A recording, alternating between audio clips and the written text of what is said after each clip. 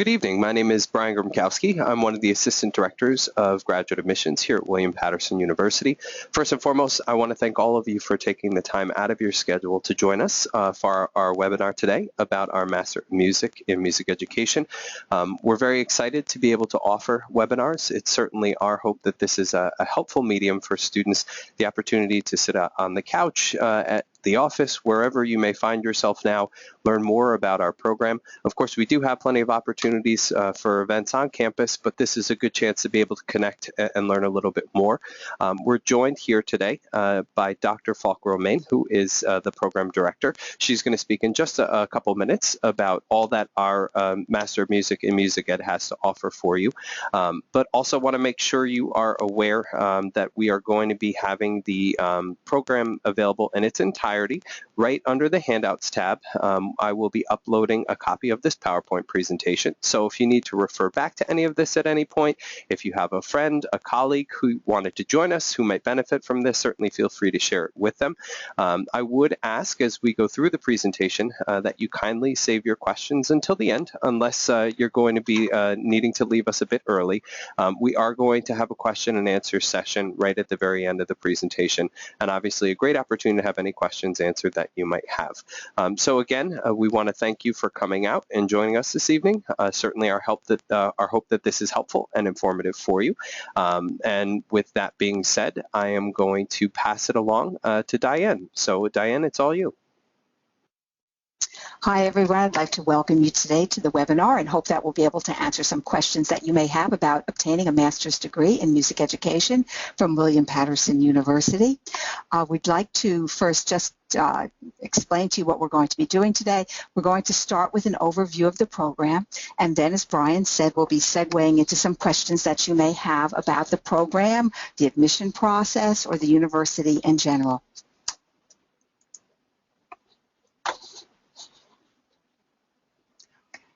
William Paterson University, as many of you know, is located in Wayne, New Jersey, not so far from Willowbrook Mall that I'm sure you're all associated with. But the nice thing is that we are only about 20 miles from New York City, and that really gives us a lot of opportunities to take advantage of the many musical activities that are available in New York, and also allows for those faculty members who are professional musicians to come and teach at our institution, who are making a living in the city and being part of the music scene that is there. We are a state university, as you probably also know, and the advantage of studying at William Paterson is that we do have many small classes, which really allows you to have a personal connection with the faculty member who is teaching, with an advisor who assists you in course registration and any concerns you may have, and also with allowing that personal touch that comes and is so necessary in a master's degree program. On average, we keep our classes exceptionally small for the master's degree, and this is intentional. We try not to have more than 8 students in a class. If those of you went to a large undergraduate school, may have had 20 or 30 or even maybe 80 students in a class, this will be a very big change for you. But we believe at the master's degree level in particular that it's really important that you connect with the faculty, that they get to know you, that you get to know them, because we have to work so closely together to ensure that you have a successful degree program, and especially that you have a very successful final project that is part of any master's degree program. A little bit about our music department. We are accredited by the National Association of Schools of Music. This, as it states, is a national organization that was formulated about 80 years ago, and their function was to ensure that the offerings that are provided by different schools of music or music departments nationally met a very high standard of education. All of our degree programs have to go through a very rigorous approval process to be included in the National Association of Schools of Music, and this guarantees that you're going to have an exceptional education in music and especially in music education. As a department, as you can see on the PowerPoint page, we do have 18 full-time faculty, and these faculty are heavily involved with the master's degree programs, whether it's in music management, jazz performance, jazz arranging, and in music education. 2 of our 18 faculty are specifically music education specialists.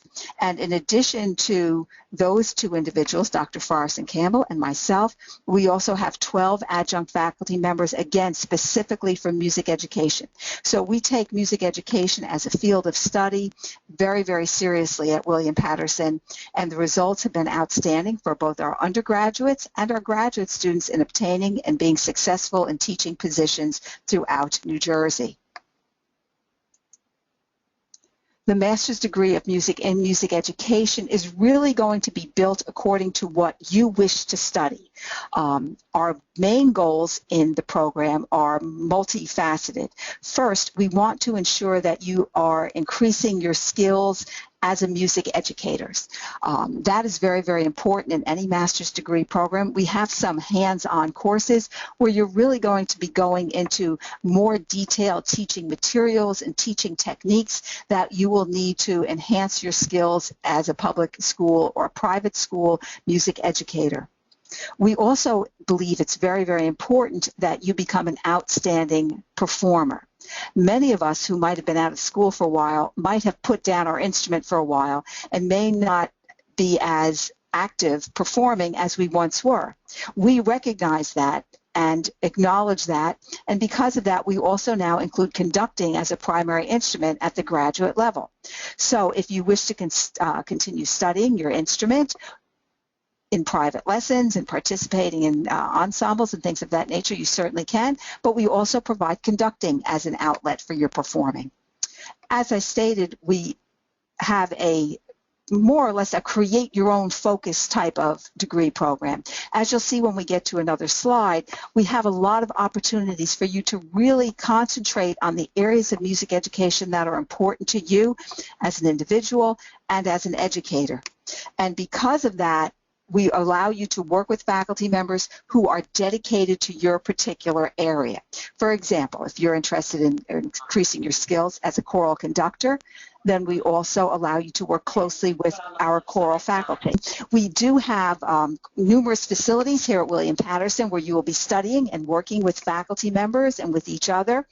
We're basically located in 4 different places. The Shea Center, which is our primary building, consists of the large auditorium. And then in the lower level where the music department is housed, we have a newly renovated recital hall that seats about 90 individuals. This hall was totally redone last year and features a new stage, new lighting, new sound equipment. It's just become a really nice space that our students use now for their senior recitals, and we hold some rehearsals in. Other things in Shea would be where you would find faculty, rehearsal spaces, and things of that nature.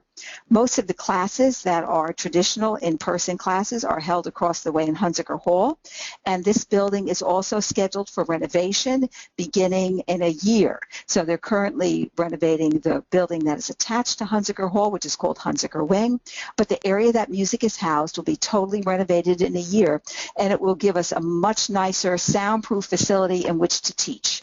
Gady Hall has some new state-of-the-art practice rooms that were installed a year ago, and they have very fine spaces for people to work on their music individually.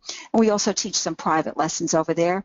And then the Center for Electroacoustic Music, which is our music technology lab, is also located across the footbridge from the music building in Hobart Hall. So we have a wide variety of spaces that are located on campus.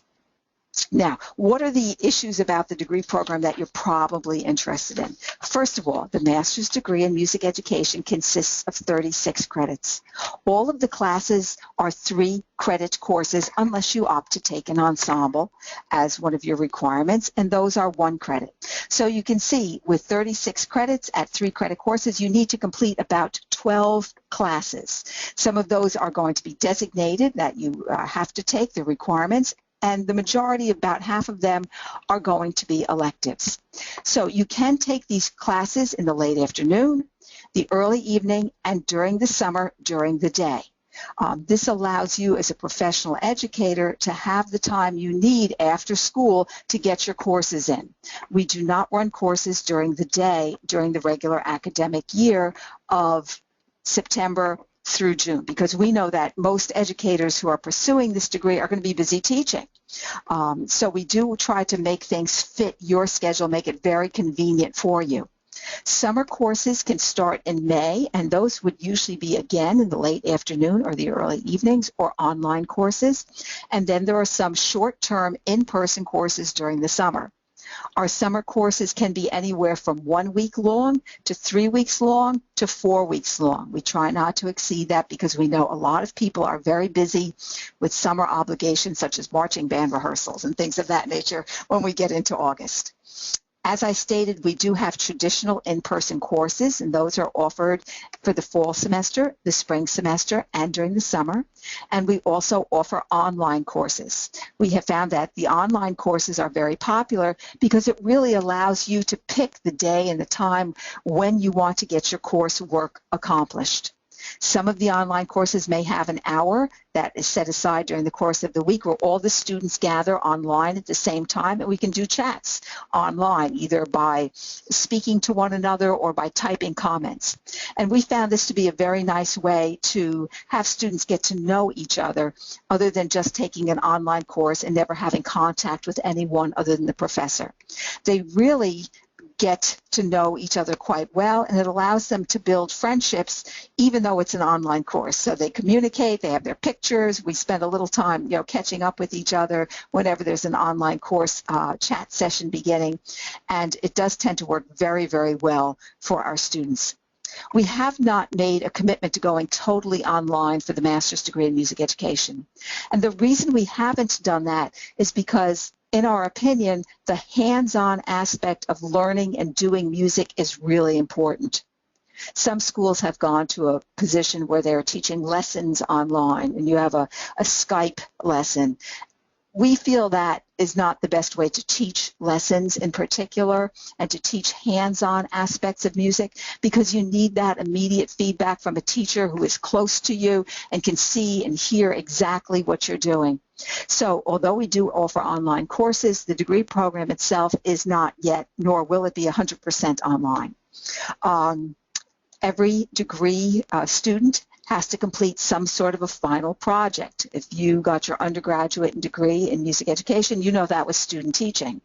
But at the graduate level, we give you several options again, and that word options is really key to the whole music education degree program at William Paterson. We like flexibility. We like you to be able to pursue the areas of music ed that you're interested in, not that are prescribed for you. And as part of that, the final project, which you'll do towards the end of your 36 credits, gives you flexibility. Some students decide they're going to go for a traditional thesis, which is basically writing a big report. And you would have a faculty member that you would choose who would work with you very closely on the thesis. Other students who are more interested in performance might decide to do a lecture recital. They would perform and talk about the music or the concept that they're trying to present, and also write a small paper on that, just as a foundation for what they would be speaking about during the lecture. Other students are involved with curriculum design. We have a current graduate student who is developing a degree program, I'm thinking college, who is developing a curriculum for her high school, since that school is now wanting to teach an AP theory course. And so as part of that, she is going to submit that same document for her school as well as for her final project here in the university. So we really try to help you in your career goals at your school and what your requirements are at your school, and try to make things work as well as we can, going hand in hand between the university and what you do in your everyday life. Other people who are more involved with conducting might want to do a conducting project, and that has been very, very successful, especially for our former students who are teaching at the high school or middle school level and are responsible for directing ensembles. Okay, again, here's a list of the course requirements. You can see here, of the 36 credits, there are 18 required courses in terms of credits. So everyone takes a course in music technology where we kind of get you a little bit more up to date, a little bit more on board what's going on in the field of technology as related to music education. Foundations of Music Education is a general overview of the field of music education from the earliest days back going in the ancient Greeks all the way up to the present time. A lot of us haven't dealt with some of the philosophical or the psychological issues that are in music education. And this course gives you a broad sweep of where we were as a profession, where we are now as a profession, and where we are heading as a profession. So it's a very, very important class for all music ed students. Analytical Techniques is an overview course to give you a fast review of theory and music history, because we find a lot of people have forgotten those nasty little details about, what exactly is a Neapolitan sixth chord anyway. And we try to put everything within the historical context. So that's a very fast overview course for you.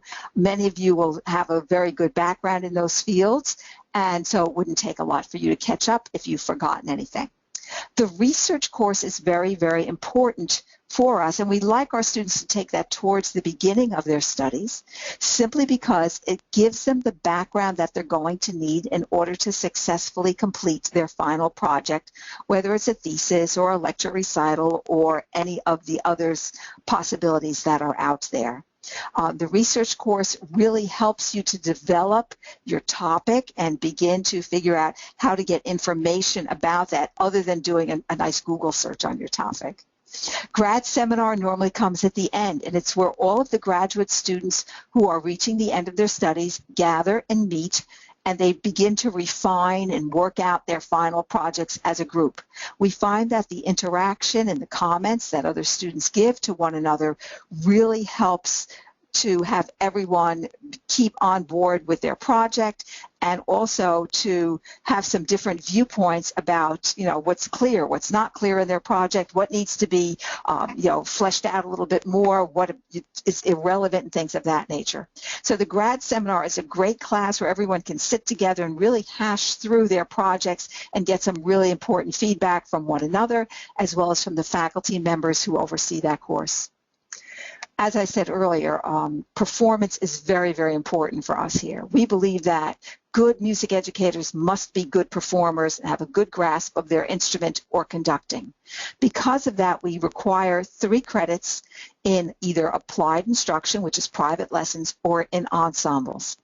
At the graduate level, private lessons are 3 credits each, and ensembles are 1 credit each.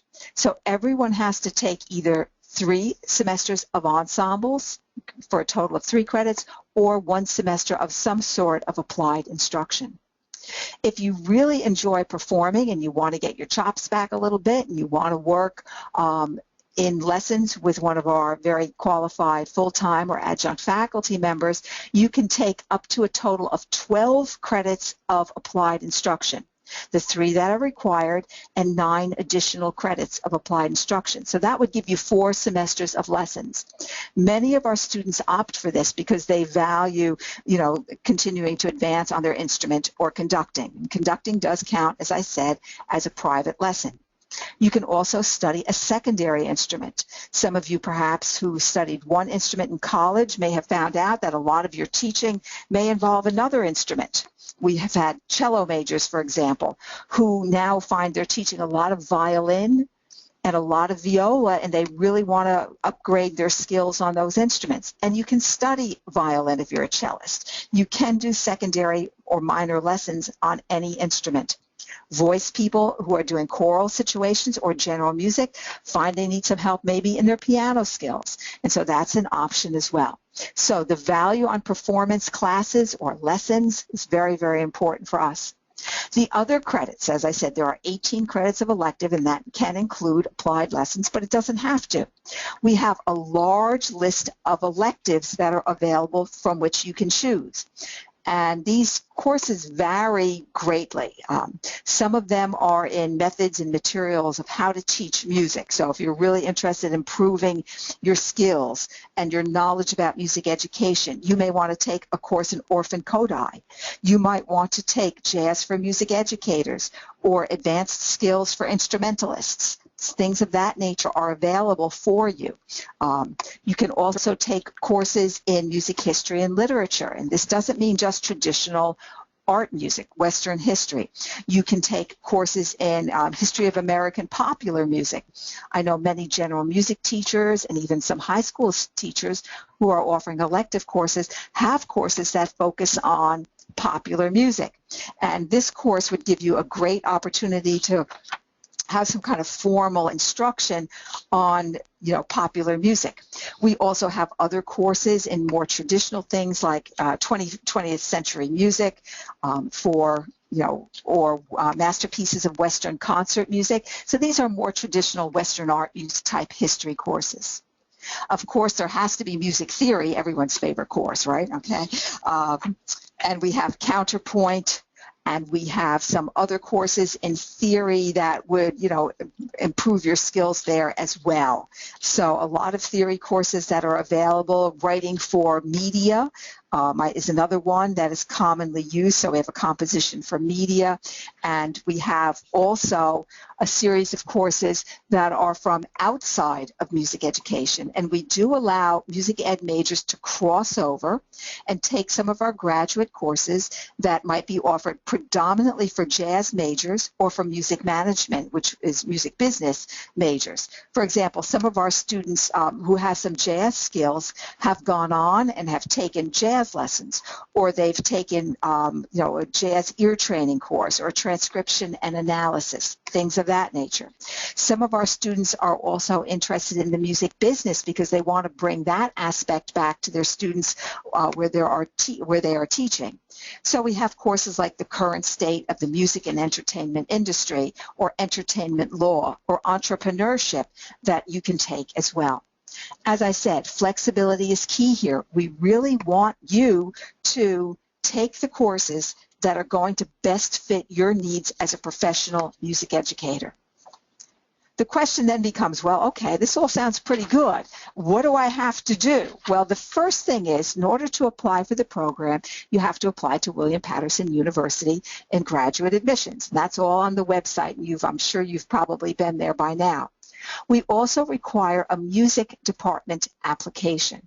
And this can be found on the music department website. It's very, very simple. You just fill it in. It gives us some information about the type of degree program you're interested in and what is the audition that you're going to have to go through. Our auditions for the graduate level are very, very different than what they are at the undergraduate level. At the undergraduate level, most of you probably did an in-person audition, and you certainly can do that again at the graduate level. If you want to do an in-person performance audition on your instrument, then you would come in and you'd present 3 pieces for us at one of our audition days. We'd give you a little sight reading, unless you're a singer. Singers do not have to sight read. And you can see on this screen there are some specifics. Piano and voice, we would expect all the works to be memorized. And if you're a percussionist, we would expect that you would show skills on timpani, on a mallet instrument, and also do a snare drum piece or a solo. The alternative, which many of our students take advantage of, rather than doing the in-person audition, because, as I said earlier, some of you may have left your instrument behind. As a former public school teacher, I know how hard it is to practice, at the end of the day. You're exhausted and you come home, and the last thing you want to do is sit down and put in a couple of hours of practice. So what we do instead of that, if you are interested in one of the alternatives, is that you can actually submit a video audition. If you're interested in conducting as your primary instrument, or if you're an active conductor in your school, you can submit a video of you conducting one of your ensembles. We like this video to be a shot of you, not of your students, right? We want a front, nice video done of you conducting, and we would like you to present 2 different pieces of contrasting styles if possible, and we would like it to be about 10 to 30 minutes long. Please no longer than that. We love to watch you, but 30 minutes, this gives us more than enough time to figure out exactly how well you can do. Your other video option, and we've had quite a few, especially general music teachers or private lesson teachers, submit a video showing them teaching some of their classes or some of their private students. We'd like you to include in this video 2 different teaching episodes. In other words, 2 different classes or 2 different lessons, or a combination thereof. So we would like you, for example, if you're teaching elementary school instrumental music, video yourself teaching, maybe your clarinet class and then maybe one of your drum classes, or conducting one of your band rehearsals. If you're a general music teacher, maybe you want to show a kindergarten. If you're teaching a different musical concept or an element of music, that would be fine. And then as the second one, something different from that, okay? And in one of those teaching episodes, we want you to demonstrate either your primary instrument or something singing. So again, if you're teaching elementary trumpet lessons and you're a trumpet player, let's hear you play and demonstrate a little bit of something. Or if you're teaching general music or a private lesson, you're a voice person, show us a little bit about how you can sing. So those are your options, the traditional in-person interview and audition, or the video option. And we found the video has been working very well. Okay. One of the questions that we frequently get is about teacher certification. Many of our students who complete the master's degree in music ed are already certified and are actively teaching in the field. But you do not have to be certified, and you do not have to be an active teacher in order to go into the music ed program. The master's degree in music education does not include teacher certification. So it is just a master's degree. If you want to get certified to teach, we have two alternatives for how you can do that. One of them is the Master of Arts in Teaching, and there is a music opportunity in there. We give you some basic music courses that you're going to need on how to teach choirs and bands and orchestras and general music, because as most of you probably know, we are certified in New Jersey to teach every subject K through 12. So if you're not certified and you want a master's degree that includes certification, then consider the Master of Arts in Teaching. If you don't want to get a master's degree and you just want to get a teaching certificate, then the best thing to do is look into our post-baccalaureate certification program. This is a series of courses that you take, and at the end you student teach and you come out with a teaching certificate. So it's another way you can get certified to teach. If you want more information on that, the College of Education website for the university will give you some information about that. And as Brian will tell you a little bit later, this webinar will be posted up on YouTube. So if you're frantically trying to write down the web address here, the URL for the College of Education, you really don't have to do that. You can actually just do a search on the university's webpage, type in certification, graduate certification, and you can find a whole lot of information about that. If you have any questions after today's webinar, we have a series of contacts listed on this screen that you're welcome to reach out to. You can reach out to me, certainly. I am chair of the music department, and I also teach in the music education area. Dr. Carol Farrison Campbell can also be reached. She is currently the coordinator of the music ed program, but she is on sabbatical this semester and won't be back until the fall. So unless you're going to contact her, if you are going to contact her, please be patient. She does respond to email, but it may take her a day or two because she's busy with her project for her sabbatical. The Music Admissions Office can help you with any questions you may have about the audition process or what you need to submit for that. Graduate admissions, of course, we've been hearing Brian earlier today, and our other person in graduate music admissions is Christina Aiello. Either of them can be reached by email at the address given for you or by phone. And of course, we have a lot of information on the music department website that you can consult, and there's special links there about how to apply, about the graduate programs, and about the admissions process in general. So I hope this has given you a nice overview of the master's degree in music education at William Paterson. Granted, it is a very fast overview, and I'd encourage any of you with specific questions to, ask your questions now, because we're going to go to a Q&A session that Brian's going to be coordinating for us, and he'll be submitting those questions, and I'll be responding to them. If you think of anything after today is over, you're welcome, of course, to get in touch with me either by phone or by email, and I'll be certainly happy to talk with you and meet with you if you wish to get together, and I can review for you in a little bit more detail some things about our master's degree in music ed. So I hope you've enjoyed this very short session, and if you have any questions, you can get those in, and Brian will be handling things from here. So thank you. Thank you very much, Diane. That was wonderful. As she mentioned, if you have any questions right now, you can simply type them right into the chat box there. That way I can see them, I'll read them off, and she'll have the opportunity to answer them. The other thing, two things I want to go over real quick and make sure that you're aware. First, this presentation in its entirety is available to you right now under the Handouts tab on GoToWebinar. You can download the PowerPoint if you want to refer back to any of this contact information, any of the information that Diane went over earlier. That's a great opportunity to do so. And then also looking a little bit further ahead, if you enjoyed the presentation, if you have any friends, any colleagues who you feel might benefit from the opportunity to watch the webinar that just took place now, we are going to have it up on our YouTube channel shortly, and we will be sending that to you by email. So certainly keep that in mind as well. I see we have a question that came through, Diane. One student asks, I have a degree in jazz studies. Is it possible to audition with jazz? Yes, we do allow students with a background in jazz or in any other type of music to audition for the Master of Music and Music Education program. It is not dedicated to classical or to art music. We're glad to have anyone who is a capable musician in the program who feels they can benefit from it. If you do decide that you wish to pursue the Master of Music and Music Education, the lessons, if you decide to take them, can be in jazz. So we do certainly allow that. In fact, we encourage the crossover between the various areas. So that's an important thing to know.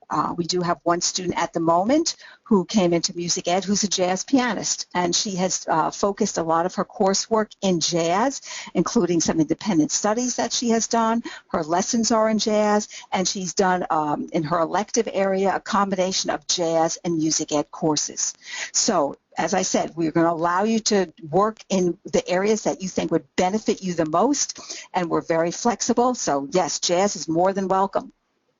And then another question, and obviously this can vary a little bit based on the student circumstance, but generally speaking, how long does it take for a student to complete the program?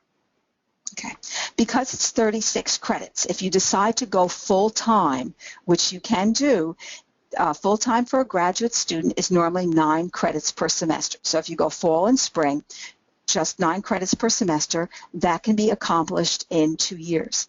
A lot of our students choose to do fall, spring, and summer, so they can move even more rapidly through the process. And if you did that, you could probably get through 15 to 18 credits in a year, so you would have more than enough to get through in a year and a half or so. Many of our students as working professionals who are already teaching in the schools find, they don't want to stop teaching to go to school full-time. So the majority of our students are in that boat. They're in that, I work full-time, I want to go to school at night. And because of that, they vary greatly. Some students may take 1 course per semester and maybe take a total of 3 to 4 courses a year. Others will take an additional maybe 6 credits per semester. They may take up to 12 or 15 credits a year. So there is that flexibility built in, both in terms of time commitment and in terms of number of credits that you can take. As a part-time student, there is, say if you want to go 1 night or 2 nights a week, that would be perfectly fine. So we do, as I said, try to keep everything very, very flexible, and we really try to fit what your needs are. And then piggybacking off of that a little bit, there's one student who hasn't taken an online course before and just wanted to know sort of what, not necessarily percentage, but what the breakdown is online versus in the classroom for a student who might be experiencing this for the first time. We don't have a great deal of the courses online for the music education degree simply because we like that in-person contact. But we have several that are offered online. I happen to teach 2 of them, Foundations of Music Education and Psychology of Music. So for an online course, what happens is it's just like any other course. We post a syllabus for you that has things that you have to accomplish during the course of the week on your own. There might be assignments that are due, that are submitted online to the professor. There might be online chats, as I mentioned earlier, where the students all gather together and discuss things about the week's readings and assignments together as a group. In general, if you're an organized person, which most teachers tend to be, online courses are not something that you should be, concerned about. Most people do very, very well in the online courses, and it does allow you to kind of work under your own terms and conditions. So it's not like you have to come to a class every Tuesday, from 4:30 to 7 o'clock. You can do it at 3 a.m. if you wish. You can't sleep some night and you want to get some of your assignments done. You can do it at any time. You can do it at a free period or during lunch when you're busy teaching if you want to get some things done there. The important thing about an online class is that you have to be able to work independently. It's not like going to class where you know that you have to show up a certain day and time. There aren't always deadlines built into an online class for assignments and readings and things of that nature that have to be accomplished. But there is a slight amount of flexibility, about, for example, if you want to get your reading done ahead or after, usually the entire course is posted at the beginning or in several week increments, so you can always be planning ahead. One of the things that some of the students find a little different for an online class is the whole thing about assessments, right? As public school educators, we all know that assessment is the byword, and it's important for us here too. Some of your online faculty will give you papers or things of that nature to submit, whereas others may actually have online tests, and those aren't as bad as you might think.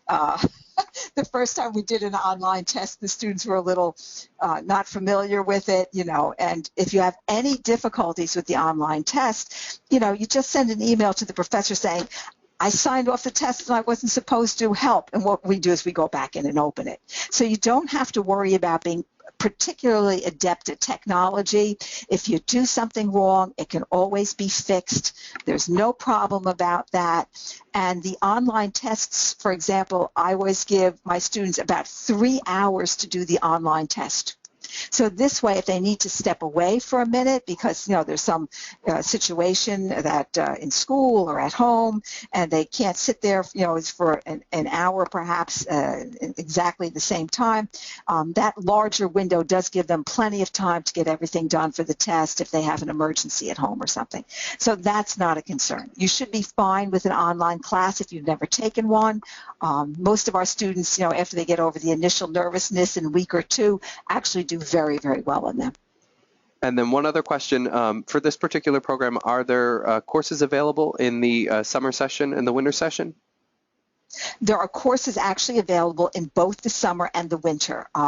This particular summer, we have about 4 courses that are being offered, and they are 3 of them are in-person courses and 1 is an online course. And in the winter session, because it's only a 3-week window for that, it starts immediately on December 26th, right after Christmas, and goes right to about Martin Luther King Day. It's a very, very short window, and we know people are busy during that time. Because of that, we only offer 1 online course as a general rule of thumb, and that's that History of American Popular Music course. Because it's something, as a historical course, it's a little bit easier to squeeze it in. We don't want to offer something that's, about, for example, wind band literature or something of that nature over the winter break, because the time constraints are too tight. But so there is a winter course. There always are summer courses, and you can do any combination of fall, spring, winter, or summer. Wonderful. Thank you very much. I believe, at least for right now, that's it for our questions. But if any of you who are still here have anything you'd like to add, if you have any other questions you'd like to type up, obviously we'll stick around a couple of minutes or more than happy to answer any additional questions that you might think of. As I mentioned before, we are going to be making this presentation available to you. It is going to be posted on YouTube, so be on the lookout for that. Certainly, I want to thank all of you for taking the time out of your schedule. As I mentioned before, we really do appreciate that you joined us this evening for our webinar. We certainly hope it was helpful. I think Diane personally did a wonderful job. And certainly, the contacts that are on the screen, take advantage of them. If you do have any other questions that pop up, we're here to help. I know the same is true for their department, so don't be a stranger. If you haven't started an application yet, would certainly encourage you to do so. And then if you haven't been to the campus yet, it's a beautiful time of year to visit. We do have open houses throughout the year, and just come to the campus, check it out. Obviously, obviously, you're more than welcome as a visitor. Stop by our office in Morrison Hall. So for all of us here in the Grad Admissions Office, thank you so much. Have a wonderful evening. And Diane, thank you again. That was wonderful. Thank you, everyone.